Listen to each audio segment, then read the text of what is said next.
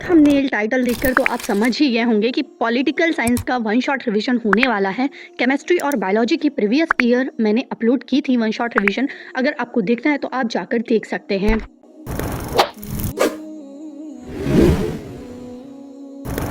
So we are starting this video from the chapter 1 power sharing. देखो ये दो word से हमें समझ में आ रहा है कि कहीं ना कहीं पावर शेयर हो रही है, ठीक है, लेकिन कहाँ हो रही है, कैसे हो रही है, इसका मतलब क्या है, ये पूरी चीज़ हम इस चैप्टर में समझेंगे। पावर शेयरिंग की कॉन्सेप्ट को अच्छे से समझाने के लिए एनसीईआरटी ने हमें दो केस स्टडीज़ पढ़ने को दी है, बेल्जियम और श्रीलंका की। तो हम एक एक पढ़ते हैं और देखते हैं कि उनकी स्टोरी में क्या था और क्या हुआ। Story of Belgium. Belgium Europe की एक छोटी सी कंट्री है जिसका एरिया हरियाणा के उतना है। इसकी पॉपुलेशन हरियाणा से आधी है, लगभग 1 करोड़ की उतनी। ये एक रैंडम कंपैरिजन किया गया है ताकि हमें अच्छे से समझ में आ सके। Okay, Belgium France, Netherlands, Germany, Luxembourg के साथ अपना बॉर्डर शेयर करता है।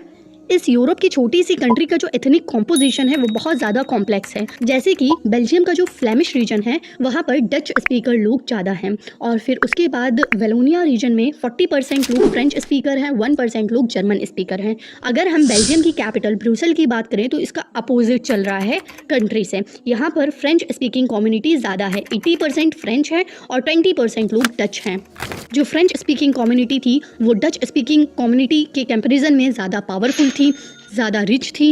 यही रीज़न था जॉब्स, एजुकेशन, इकोनॉमिक डेवलपमेंट में इन्हें बेनिफिट्स मिलते थे, और डच स्पीकिंग कम्युनिटी को यही चीज़ गुस्सा दिला रही थी। इन डिफरेंसेस की वजह से 1950 से 1960s तक फ्रेंच स्पीकिंग कम्युनिटी और डच स्पीकिंग कम्युनिटी के बीच में काफ़ी ज़्यादा तनाव बना रहा। ये कंडीशन थी बेल्जियम की। अब हम देखते हैं श्रीलंका के क्या हालात थे। श्रीलंका एक आइलैंड नेशन है, तमिलनाडु से कुछ ही किलोमीटर्स दूर है, और इसमें 2 करोड़ लोग रहते हैं, मतलब इसकी पॉपुलेशन हरियाणा की उतनी है। अब देखो, श्रीलंका में 2 टाइप के लोग रहते थे। सिन्हाला स्पीकर जो कि 74% थे, ये बुद्धिस्ट रिलीजन थे, और जो तमिल स्पीकर्स थे वो 18% थे। इसमें हिंदू, मुस्लिम, क्रिश्चियन सब आ जाते थे। अब तमिल स्पीकर में भी 2 टाइप्स के तमिल थे, एक तो श्रीलंकन तमिल जो 13% थे, और एक इंडियन तमिल्स 5% थे। ये इंडियन तमिल्स जब ब्रिटिशर्स के ज़माने में इंडिया से श्रीलंका गए थे, लेकिन अब श्रीलंका में ही बसे हुए हैं, उन्हें कहा जाता है। श्रीलंका में 7% लोग क्रिश्चियंस थे, जो कि सिन्हाला भी बोलते थे और कुछ तमिल भी बोलते थे। मेजोरिटेरियनिज्म इन श्रीलंका। श्रीलंका को इंडिपेंडेंस मिली थी 1948 में।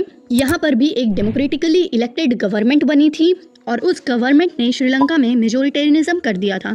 मेजोरिटेरियनिज्म का मतलब होता है जो मेजोरिटी पॉपुलेशन है उनकी चलने लगे कंट्री पर, उसे ही हम मेजोरिटेरियनिज्म बोलते हैं। सिन्हाला को श्रीलंका की ऑफिशियल लैंग्वेज बना दी गई, और गवर्नमेंट यूनिवर्सिटी पोजीशंस में, गवर्नमेंट जॉब्स में सिन्हाला एप्लीकेंट्स को ज़्यादा फेवर करती थी। एक कॉन्स्टिट्यूशन बना जिसमें बताया गया हम बुद्धिज्म रिलीजन को फॉलो करेंगे। ये सारे डिसीजन श्रीलंकन तमिल्स को एलियनेशन की फीलिंग्स दिला रहे थे। एलिनेशन मतलब जब खुद की कंट्री में जो सिटीजन है वो अकेला फील करने लगे, ठीक है, ऐसा लगे कि वो कोई फॉरेन कंट्री में है, उसे हम एलिनेशन बोलते हैं।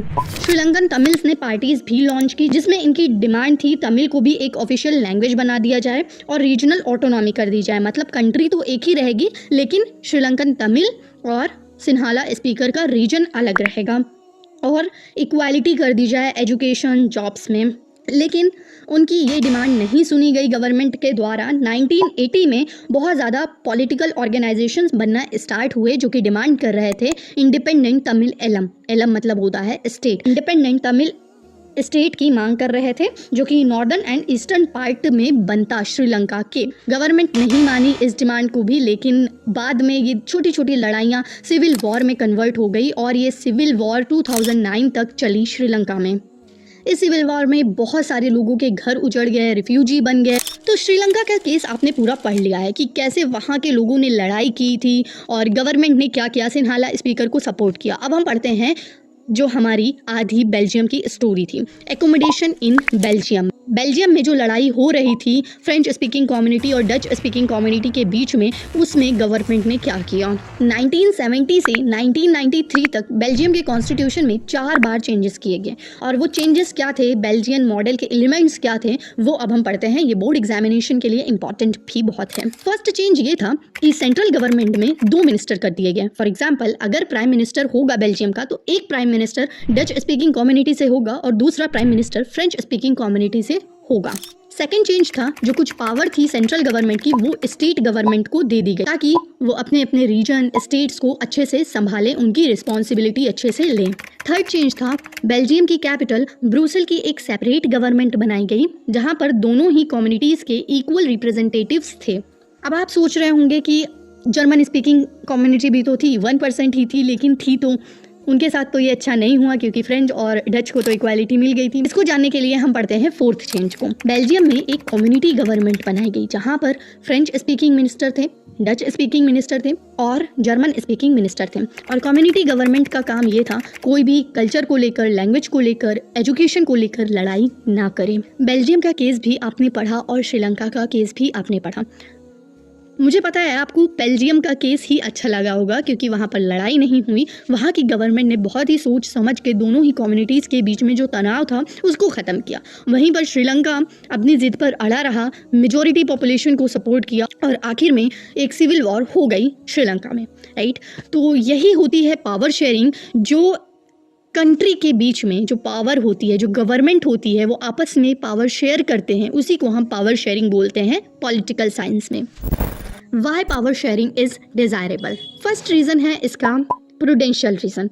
प्रूडेंशियल रीज़न ये कहता है कि जो पावर शेयरिंग है वो अच्छी है, ये सोशल ग्रुप कॉन्फ्लिक्ट्स होने से बचाती है। वहीं पर सेकंड रीज़न मोरल रीज़न है और ये कहता है कि पावर शेयरिंग स्प्रिट है डेमोक्रेसी की। जिस कंट्री में डेमोक्रेसी है वहाँ पर पावर शेयरिंग होना ही होना है। मॉडर्न डेमोक्रेसी में पावर शेयरिंग के फॉर्म्स होते हैं। फर्स्ट फॉर्म है हॉरिजॉन्टल डिस्ट्रीब्यूशन। हॉरिजॉन्टल डिस्ट्रीब्यूशन को हम ऑर्गन्स ऑफ गवर्नमेंट भी बोलते हैं। जिस टाइप से हमारी बॉडी में जो ऑर्गन होते हैं उनका अलग अलग काम होता है, कोई भी बड़ा या कोई भी छोटा नहीं होता है। उसी टाइप से गवर्नमेंट के जो ऑर्गन है वो है लेजिस्लेचर, जिसका काम होता है कानून बनाना, एग्जीक्यूटिव जिसका काम होता है लॉस कानून को पास करना है, और जुडिशरी जिसका काम होता है लॉस फॉलो हो रहे हैं या नहीं हो रहे हैं ये सब देखना, और अगर फॉलो नहीं हो रहे हैं तो उनके लिए कोई अच्छी सी सज़ा बनाना।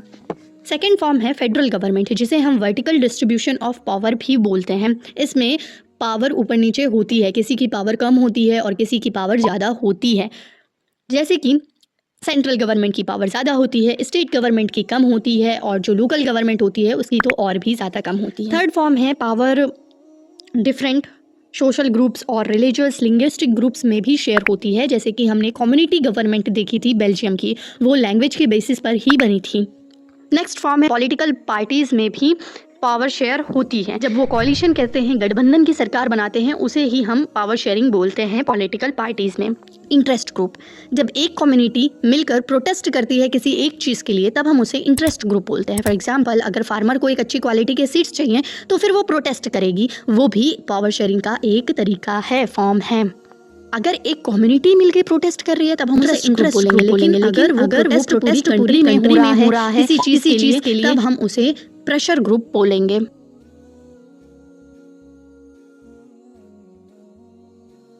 सेकेंड चैप्टर है फेडरलिज्म। फर्स्ट चैप्टर में हम पढ़ के आए हैं vertical distribution of power sharing, जिसे हम फेडरल गवर्नमेंट भी बोलते हैं।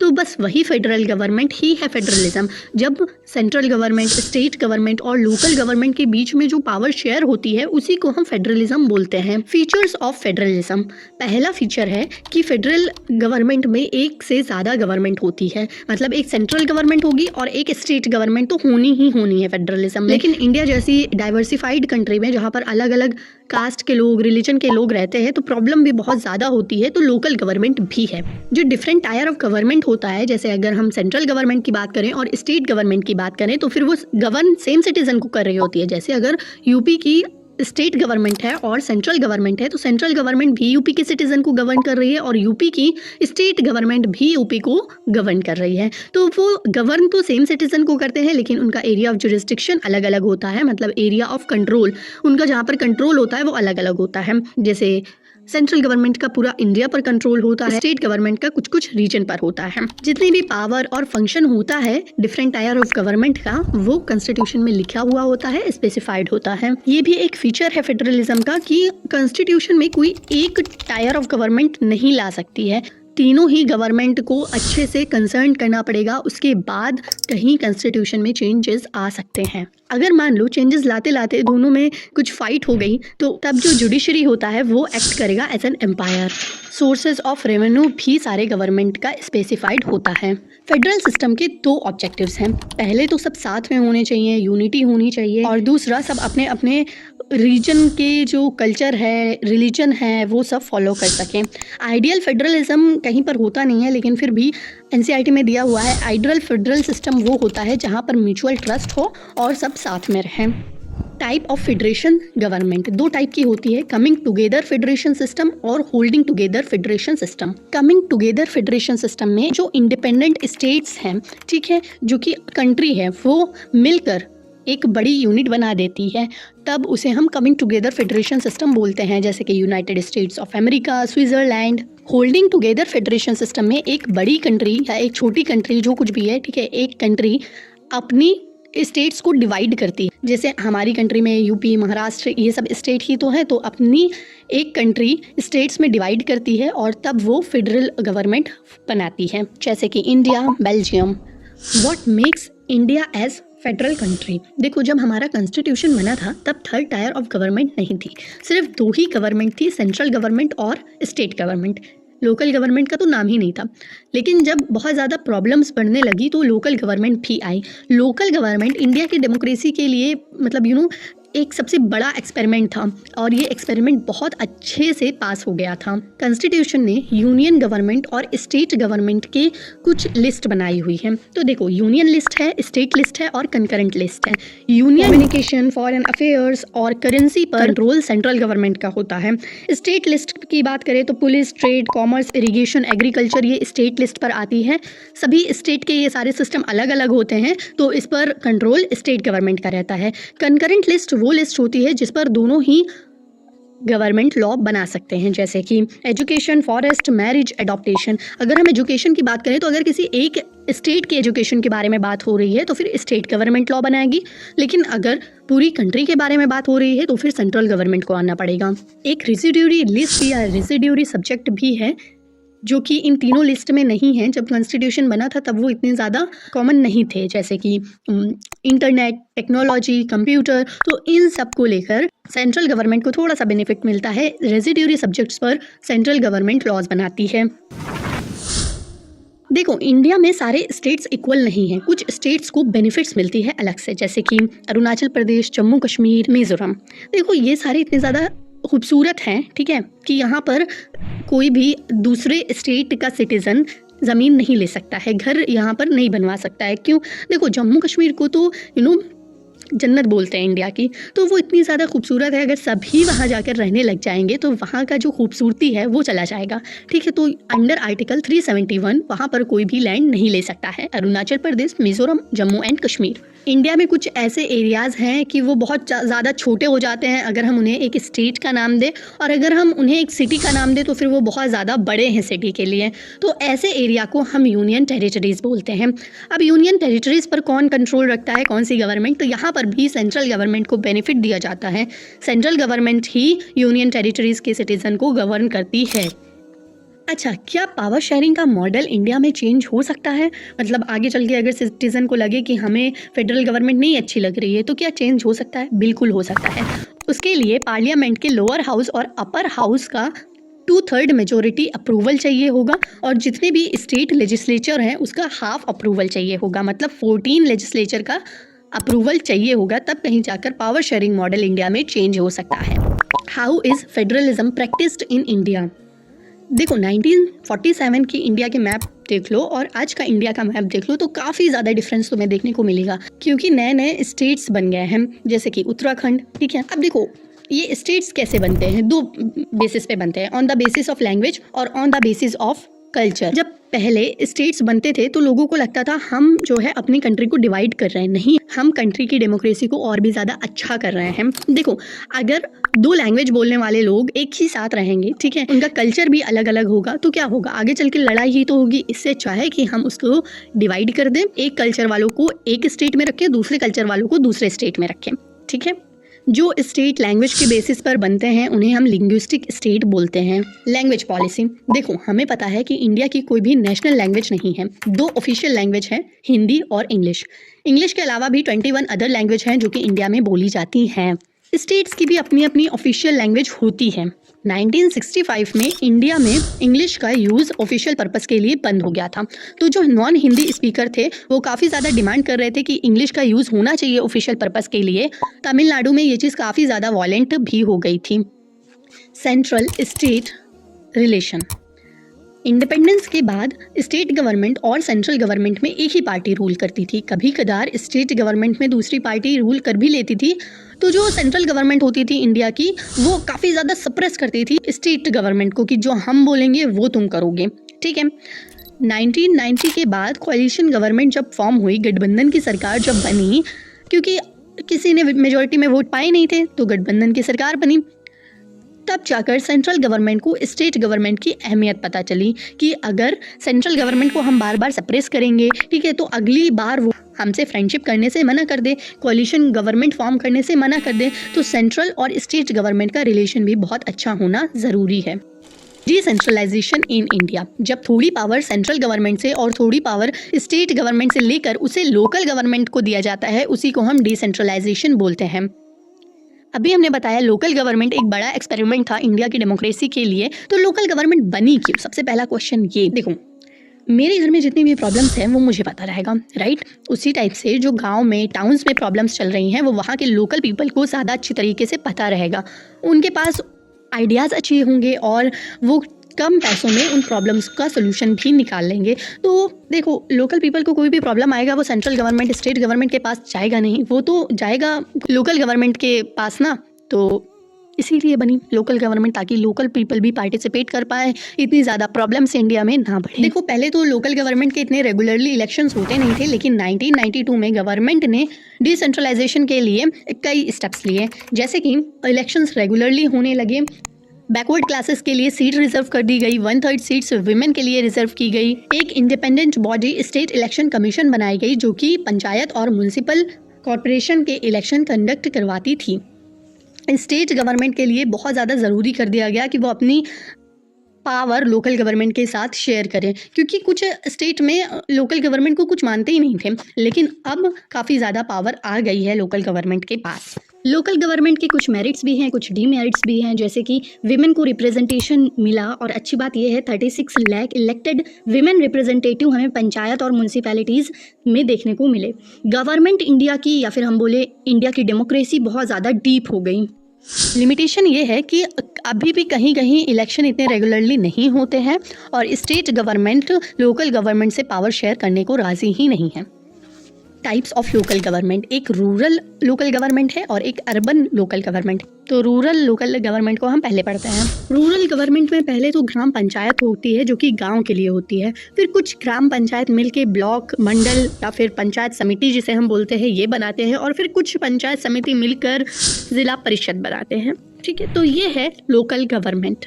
हाँ, जो ग्राम सभा होती है वो मीटिंग होती है कि जो पंचायत है, ग्राम पंचायत है, विलेज सही से चल रहा है या नहीं चल रहा है, ठीक है। तो ग्राम सभा एक मीटिंग होती है और ग्राम पंचायत एक लोकल गवर्नमेंट है। अर्बन लोकल गवर्नमेंट में हमें 2 टाइप्स की गवर्नमेंट देखने को मिलती है। सिटीज़ में म्यूनसिपल कॉरपोरेशंस के इलेक्शन होते हैं जिसमें मेयर बनते हैं, और टाउन्स या फिर हम बोल सकते हैं छोटी सिटीज़ में म्यूनसिपैलिटीज़ होती है जिसमें म्यूनसिपैलिटी चेयरपर्सन बनते हैं। 3rd चैप्टर पर आते हैं, gender, religion and caste. Gender से स्टार्ट करते हैं। देखो 2 टाइप्स के डिवीजन होते हैं, सेक्सुअल डिवीजन और जेंडर डिवीजन।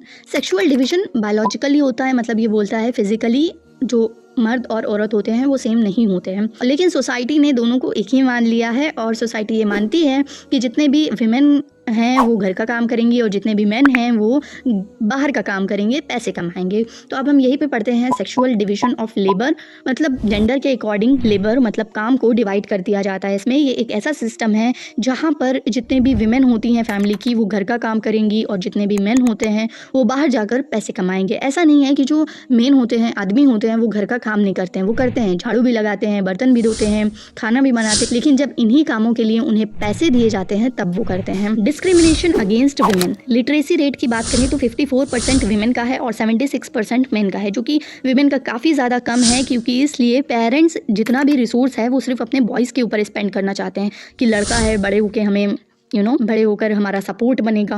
देखो सेम जॉब में अगर एक मैन है और अगर एक वुमेन है, मैन की सैलरी होगी वो ज़्यादा होगी और जो वुमेन है उसकी सैलरी कम होगी। तो 1976 में इक्वल रेम्यूनरेशन एक्ट भी आया था, सेम जॉब के लिए सेम सैलरी होनी चाहिए। पेरेंट्स हमेशा एक मेल चाइल्ड चाहते हैं, वो फीमेल चाइल्ड नहीं प्रेफर करते हैं। अगर कुछ पेरेंट्स को पता चलता है वुम में एक फ़ीमेल फीटस है तो उसको वहीं पर मार देते हैं, जिससे कि सेक्स रेशियो इम्बैलेंस होता है। विमेन को हैरेसमेंट्स भी देखने को मिलती है। पॉलिटिकल रिप्रेजेंटेशन भी विमेन का काफ़ी ज़्यादा कम है, क्योंकि इंडिया की सोसाइटी समझती है इंडिया एक पैट्रियार्की लैंड है, मतलब जहाँ पर मर्द के पास ज़्यादा ताकत होती है, विमेन के पास कम ताकत होती है। और यहीं पर हम फेमिनिस्ट को भी समझ लेते हैं। फेमिनिस्ट और फेमिनिज़म का मतलब बिल्कुल भी ये नहीं है कि वहाँ पर फीमेल को बहुत ज़्यादा ताकतवर बनाया जाए, ठीक है। फेमिनिज़म का मतलब होता है इक्वालिटी, जहाँ पर मर्द और औरत इक्वल हों।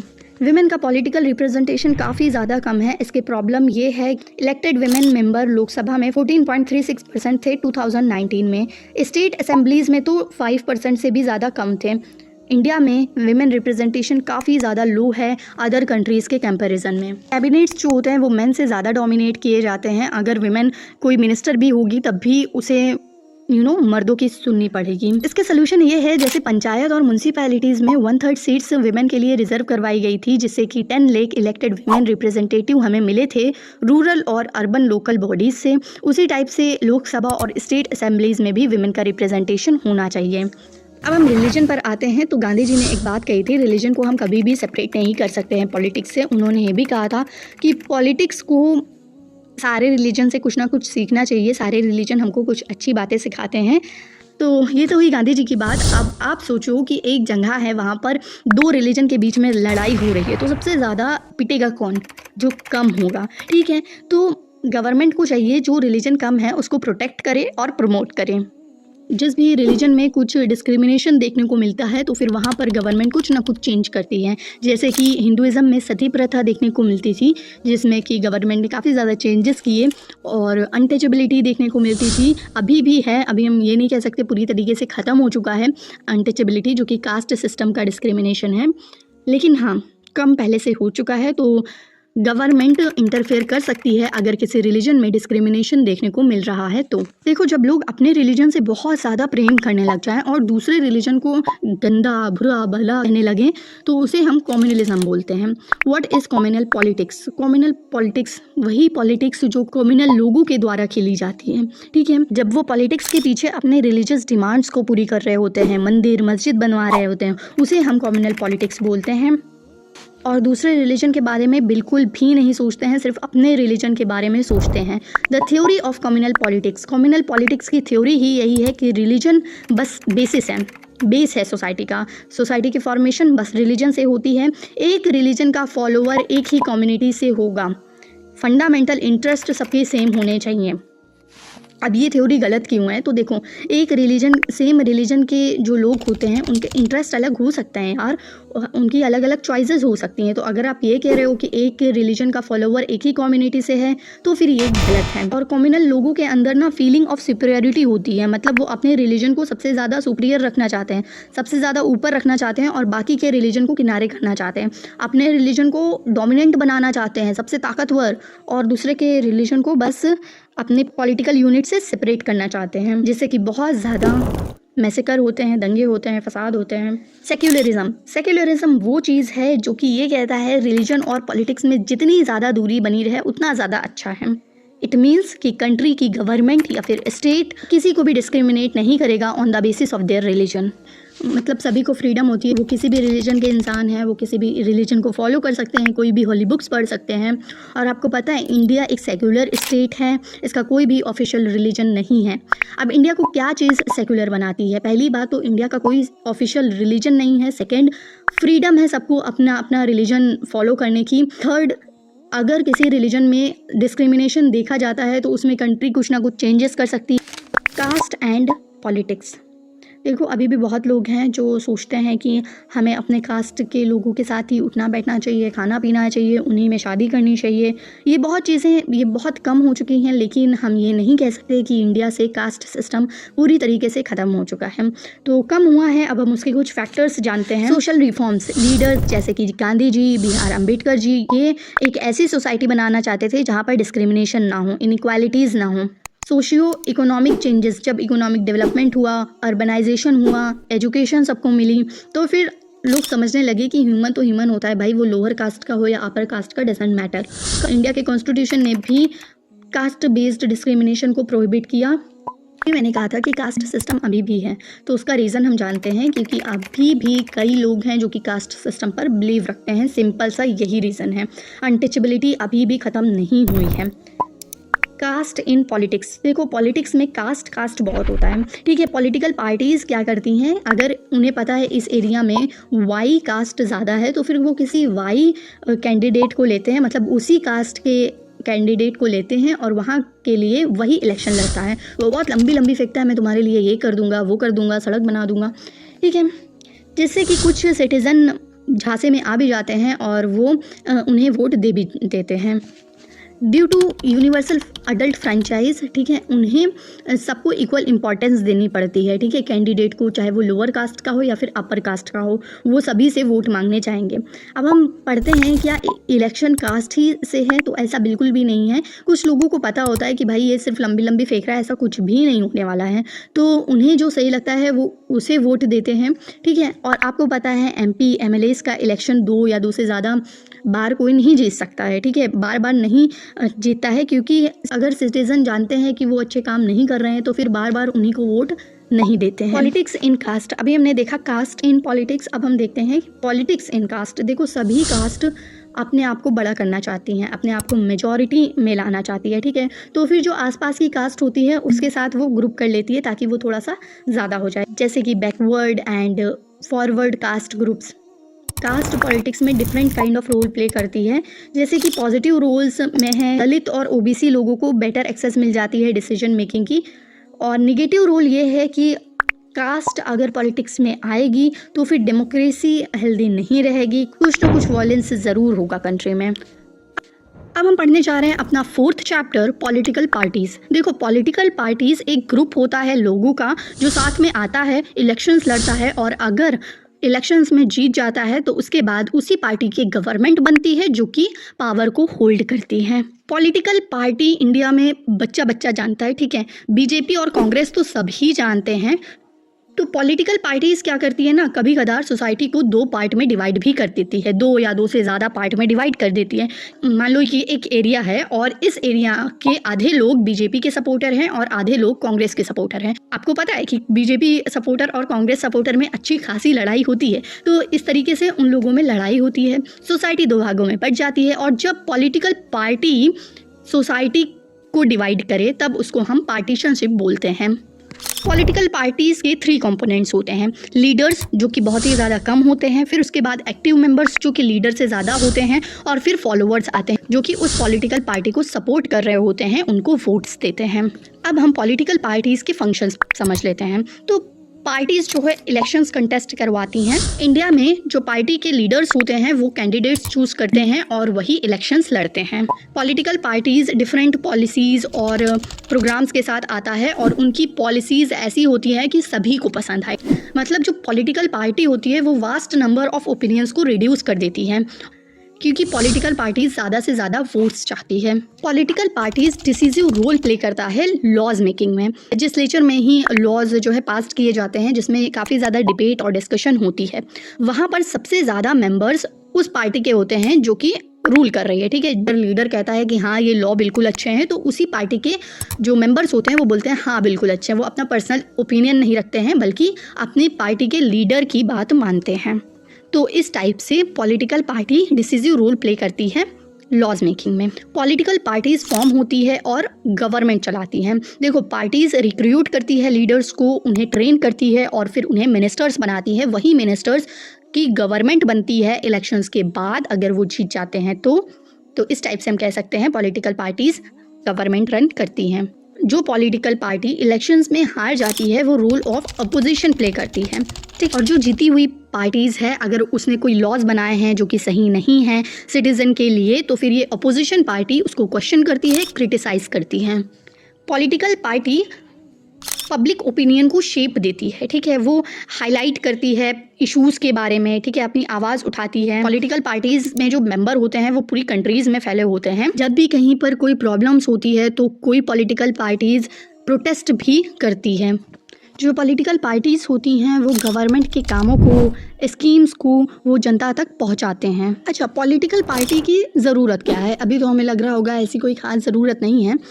एक आदमी भी इलेक्शन लड़ सकता है और एक इंसान इलेक्शन लड़ेगे और मान के चलो उसी में से एक इंसान जीत भी गया इलेक्शन, तो वो क्या करेगा? वो तो एक तरीके से पूरी कंट्री पर रूल कर रहा होगा ना। कि पॉलिटिकल पार्टीज़ में क्या होता है, बहुत लोग होते हैं, अलग अलग स्टेट से आए हुए लोग होते हैं, राइट। तो इस टाइप से एक इंसान पूरी कंट्री पर रूल करता है, डिक्टेटरशिप में, मोनार्की में। डेमोक्रेसी में ऐसा नहीं होता है। ये जो इंसान है अगर ये जीतेगा तो फिर ये उसी एरिया पर ज़्यादा फोकस करेगा जहाँ से ये आया है, उसी चीज़ का डेवलपमेंट ज़्यादा होगा, उन्हीं लोगों को सपोर्ट करेगा। इंडिया में सारे इलेक्शंस पॉलिटिकल पार्टीज से नहीं होते हैं। जो लोकल इलेक्शंस होते हैं ना, पंचायत वाले, वो उसमें पॉलिटिकल पार्टीज़ नहीं होती है, उसमें एक अकेला इंसान ही इलेक्शन लड़ता है। लेकिन सुनो, इसमें क्या होता है ना, एक छोटे से एरिया पर ही इनको काम करना होता है, तो इतनी पॉलिटिकल पार्टीज़ की ज़रूरत ही नहीं होती है। लेकिन जो चीफ मिनिस्टर वाले इलेक्शंस होते हैं, प्राइम मिनिस्टर वाले, वो पूरे स्टेट और कंट्री की जिम्मेदारी उन पर होती है, तो वहाँ पर पॉलिटिकल पार्टीज़ की ज़रूरत होती है। How many parties should we have? हमारे पास कितनी पार्टीज़ होनी चाहिए? तो देखो, कुछ कंट्रीज़ में 1 पार्टी सिस्टम होता है, कुछ में 2 पार्टी सिस्टम होता है और कुछ में मल्टी पार्टी सिस्टम होता है। जैसे कि चाइना में यहाँ पर 1 पार्टी सिस्टम है, यहाँ पर एक पार्टी है कम्युनिस्ट पार्टी, वही हमेशा जीतती है। देखो, ये तो डेमोक्रेसी में नहीं होना चाहिए ना, एटलीस्ट 2 पार्टी तो होनी चाहिए जिनके बीच में कंपटीशन हो, राइट। और 2 पार्टी सिस्टम में 2 पार्टी होती है जो कि कभी वो जीतती है तो कभी ये जीतती है, ठीक है। जैसे यूएसए और यूके इसका एग्जाम्पल हो जाएगा। मल्टी पार्टी सिस्टम जैसे कि इंडिया में, यहाँ पर बहुत सारी पार्टी है और अब तो इतनी ज़्यादा पार्टी हो गई है कि लोकसभा में मेजोरिटी में किसी को वोट मिलता ही नहीं है, तो लोगों को कोalition की गवर्नमेंट फॉर्म करनी पड़ती है। कोalition हम पढ़कर आए हैं ना पावर शेयरिंग में, यस, गठबंधन की सरकार। अच्छा, यहाँ पर मुझे लगता है अभी मैंने आपको ये नहीं बताया है कोalition और अलायंस में डिफरेंस। तो अलायंस जो होती है वो आप बोल सकते हैं 2 पॉलिटिकल पार्टीज के बीच की जो फ्रेंडशिप होती है उसे हम अलायंस बोलते हैं। इलेक्शन से पहले, गवर्नमेंट बनने से पहले की जो फ्रेंडशिप है अलायंस बोलते हैं, और अलायंस से बनी हुई सरकार को हम कोalition गवर्नमेंट बोलते हैं, गठबंधन की सरकार बोलते हैं।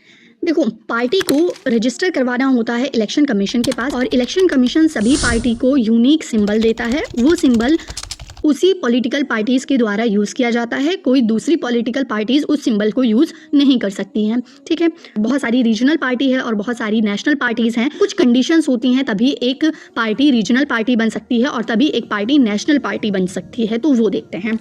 स्टेट इलेक्शन में 6% वोट्स एक पार्टी को मिलना चाहिए, ठीक है, और 2 सीट्स मिलनी चाहिए, तब हम उसे स्टेट पार्टी या फिर रीजनल पार्टी बोलेंगे।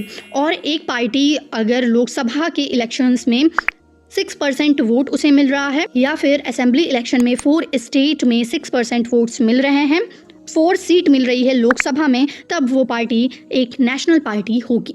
अब हम पढ़ने वाले हैं कुछ नेशनल पार्टीज़ के बारे में। इनका आपको सिंबल लर्न होना चाहिए, इनका फुल फॉर्म लर्न होना चाहिए, ये कब फॉर्म हुई थी ये लर्न होना चाहिए, और इनकी आइडियोलॉजीज़ के बारे में भी आपको पता होना चाहिए। देखो, मैं सभी पार्टीज़ की आइडियोलॉजीज़ बता दूंगी, ये कब फॉर्म हुई थी, लीडरशिप बता दूंगी, ठीक है, लेकिन सिंबल मैं स्क्रीन पर दिखा दूंगी। मैं सिंबल बताने में टाइम वेस्ट नहीं करना चाहती हूँ। ओके, तो स्टार्ट करते हैं। इंडियन कांग्रेस पार्टी, ये 1885 में फाउंडेड की गई थी under the leadership of Jawaharlal Nehru. ये एक सेंट्रिस्ट पार्टी है, मतलब सभी चीज़ को साथ में लेकर चलती है, ठीक है। ये सबसे ज़्यादा ओल्डेस्ट पार्टी है हमारे इंडिया में, ठीक है। और अभी ये कांग्रेस पार्टी लोकसभा में अपोजिशन का रोल प्ले कर रही है। अब आती है all India Trinamool Congress, AITC जिसे हम बोलते हैं। इसका सिंबल कुछ इस टाइप से है। ये 1 जनवरी 1998 में फॉर्म हुई थी under the leadership of Mamata Banerjee. इसे 2016 में नेशनल पार्टी रिकॉग्नाइज्ड किया था। ये कमिटेड है सेक्युलरिज्म और फेडरलिज्म से। इसकी पावर वेस्ट बंगाल, मणिपुर, अरुणाचल प्रदेश में ज़्यादा देखने को मिलती है। जनरल इलेक्शन जो 2014 में हुए थे तो वहाँ पर इसने 3.84% वोट्स मिले थे इसको और 34 सीट्स मिली थी। तब से जो AITC पार्टी है ये 4th लार्जेस्ट पार्टी बन चुकी है लोकसभा में। बहुजन समाज पार्टी, जिसे हम BSP बोलते हैं, ये फॉर्म्ड हुई थी 1984 में under the leadership of Kanshiram. और ये पार्टी जो है वो बहुजन समाज को ज़्यादा सपोर्ट करती है, जिसमें दलित्स आ जाते हैं, आदिवासीज आ जाती हैं, OBCs आ जाती हैं और जो माइनॉरिटी रिलीजन है वो सारे आ जाते हैं। इसकी मेन पकड़ यूपी में है और भी नाइबरिंग स्टेट्स हैं जैसे कि छत्तीसगढ़, उत्तराखंड, दिल्ली में भी अच्छी खासी इसकी पहचान है। ठीक है, मतलब आप बोल सकते हो हाँ फेमस है। भारतीय जनता पार्टी ये 1951 में श्यामा प्रसाद मुखर्जी द्वारा फॉर्म की गई थी, लेकिन 1980 में इसे रिवाइव किया गया था। ये पार्टी हिंदुत्व में ज़्यादा बिलीव करती है, रिलीजियस कन्वर्जन पर बैन लगाना चाहती है। कम्युनिस्ट पार्टी CPI, इसे फॉर्म किया गया था 1925 में। ये मार्क्सिज्म, लेनिनिज्म, सेक्युलरिज्म और डेमोक्रेसी पर बिलीव रखने वाली पार्टी है। कम्युनलिज्म को अपोज करती है ये पार्टी, वर्किंग क्लास, फार्मर्स को सपोर्ट करती है। जब इसका स्प्लिट हुआ था, मतलब 2 भागों में बांटा गया था इस पॉलिटिकल पार्टी को, तब ये काफ़ी ज़्यादा वीक हो गई थी 1964 में। और अभी इसकी मेन पकड़ आप बोल सकते हो आंध्र प्रदेश, बंगाल, पंजाब, केरला में है। Communist party of India Marxist CPIM, ये 1964 में जब CPI स्प्लिट हुई थी तभी ये पार्टी बनी थी।